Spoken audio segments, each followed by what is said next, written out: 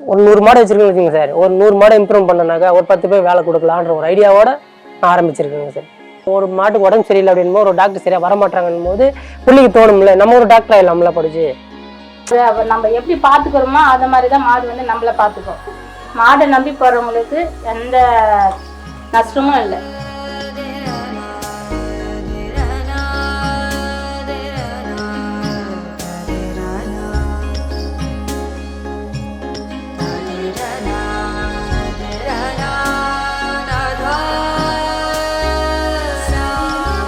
ஐயா வணக்கம், என் பேர் பரசுராமன்.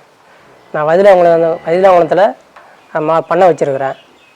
எனக்கு விவரம் தெரிஞ்சது நாங்கள் மாடு வச்சுருக்குங்க. நாங்கள் விவசாயத்தை விட நாங்கள் இதை தான் மெயினாக நம்பியிருந்தோம். மாட்டை நம்பி தான் நாங்கள் ஆரம்பித்தது. வாழ்வாதாரம் இது தான். குடும்பத்தில் நான் 2 பையன் ஒரு பொண்ணுங்க, அப்பா அம்மா இருக்கிறாங்க. காலையில் பார்த்தீங்கன்னா 5 மணி எழுந்திரிச்சுனாங்க மாடு பார்க்கணும், மாட்டு தட்டில் க்ளீன் பண்ணணும். இதெல்லாம் சாணியெலாம் அள்ளி போட்டு மாடு தீவனம் என்ன பண்ணு பார்த்துட்டு மாடு தண்ணி காட்டி பால் கறக்கிற வழிங்க. பால் கறக்க முடிஞ்சு 9 மணி ஆயிடுதுங்க. அதுக்கப்புறம் மாடு தீனி போகணும், மறுபடியும் சாணி அள்ளணும். இதில் உழைப்பு அதிகமாக இருக்குதுங்க, அதுக்கு ஏற்ற ஊதியமும் இருக்குதுங்க. எனக்கு அவ்வளோ பிடிக்கும் சார் இதை வளர்க்கணும்னாக்கா. அவ்வளோ ஆசை இது மேலே. இதை 10 மாடுன்றதை 20 மாடா 100 மாடா ஆக்கலான்னு ஒரு பெரிய ஆசை இருக்குது சார். ஆரம்பத்தில் நான் ஒரு 4 மாடு தான் வச்சுருந்தேங்க. 4 மாடு வச்சுருக்கேன்னும் போது நம்ம லோனுக்கு அங்கங்கே ட்ரை பண்ணியிருந்தோம்.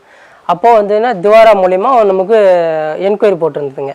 அவங்க மூலிமா நமக்கு ஒரு 2 மாடு வாங்குற அளவுக்கு நமக்கு ஒரு லோன் கொடுத்தாங்க. அதை வச்சு நான் இன்னும் 2 மாடு வாங்கினேங்க. அந்த மாடு கன்று போட்டு இன்னும் 2 மாடு ஆச்சுங்க. 30 மாடு கிட்ட வச்சுருக்குதுங்க. ஒரு 100 மாடு வச்சுருக்கேன்னு வச்சுங்க சார். ஒரு 100 மாடை இம்ப்ரூவ் பண்ணனாக்கா ஒரு 10 பேர் வேலை கொடுக்கலான்ற ஒரு ஐடியாவோட நான் ஆரம்பிச்சிருக்கேங்க சார். இப்போ சாதாரண நாங்களாம் போனோம், பேங்க்கிட்ட போனோம்னாக்க சரியான இது பண்ணுறது இல்லைங்க. எதுக்கு வந்திருக்காங்கன்னு தெரிஞ்சாலும் நாங்கள் இதுமாரி மாடு வாங்க போகிறோம், மாடு லோன் கொடுக்கணும்னா சரியான இது பண்ண மாட்டுறாங்க. இவன் எங்கே மாடு வாங்கி எங்கே வளர்க்க போகிறேன், வாங்க எங்கே வாங்கினா கட்ட போகிறான்ற மாதிரி அவங்களுக்கு வந்துடுதுங்க. ஆனால் கொடுத்து பார்த்தா தான் தெரியும் சார், அவங்க கட்டுறாங்களா கட்டலான்றது அவங்க கொடுத்தா தானே தெரியும். கொடுத்தா தான் தெரியும். சரி இல்லை நீங்கள் நேரில் கூட பார்த்துருந்துருக்கலாம். சரி உங்கள் மாட்டு லோனு கேட்குறாங்க, மாடு வச்சுருக்காங்களா இல்லை என்ன பண்ணுறாங்க, இவங்க சும்மா தான் பணம் லோன் கேட்குறாங்களான்றது அவங்க நேரில் விசிட் பார்த்தாங்கனாக்கா மாடு தான் வச்சுருக்காங்கன்னு தெரிஞ்சு நீங்கள் பார்த்துட்டே கொடுக்கலாம், ஒன்றும் தப்பு கிடையாது. ஏன்னா சில பேர் என்ன பண்ணுவாங்கன்னா வாங்கிட்டு கூட மாடு வாங்குறோன்னு சொல்லி வாங்கிட்டு கட்டாமல் இருக்காங்க. யாரோ பண்ணுற தப்புக்கு எல்லாரும் மேலேயும் நீங்கள் சொல்லக்கூடாதுல்ல.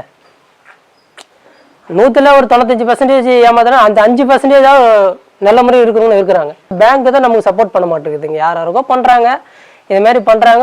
இது மீறி நம்ம சோரிட்டி கொடுக்குறோம், இது நம்ம டாக்குமெண்ட்ஸ் எல்லாமே கொடுக்குறோம், அதுக்கான வரவு செலவும் காட்டுறோம். அது இருந்துமோ அவங்க சரியாக கொடுக்குறதுக்கு தயங்குறாங்க.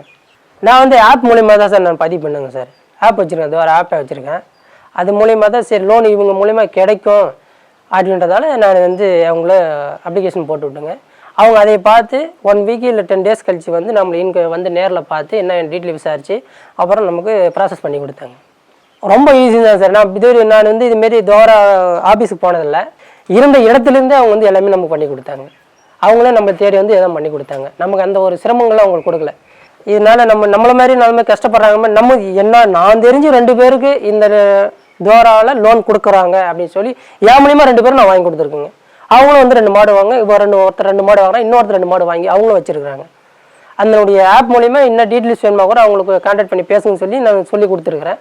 தோரா ஆப் மூலிமா பார்த்தீங்கன்னா இந்த மாட்டுக்கு எந்த பூச்சி கடிவு, இந்த நோய் நொடி, கைசல் ஏன் போகுது, கைசல் நம்ம என்ன ட்ரீட்மெண்ட் பண்ணணுன்றது, காய்ச்சல் அடித்து அதுக்கு என்ன பண்ணணும், மடிநோ அதுக்கு என்னென்ன ஃபஸ்ட்டு ட்ரீட்மெண்ட்டு, இது மாதிரி ஃபஸ்ட் எய்ட் பண்ணுற மாதிரி எதனா அதை பார்த்து தெரிஞ்சுக்கிறீங்க சார். இங்கே உள்ள எல்லா மாட்டுக்குமே பிரசவம் பார்க்குறங்க இவங்க தாங்க.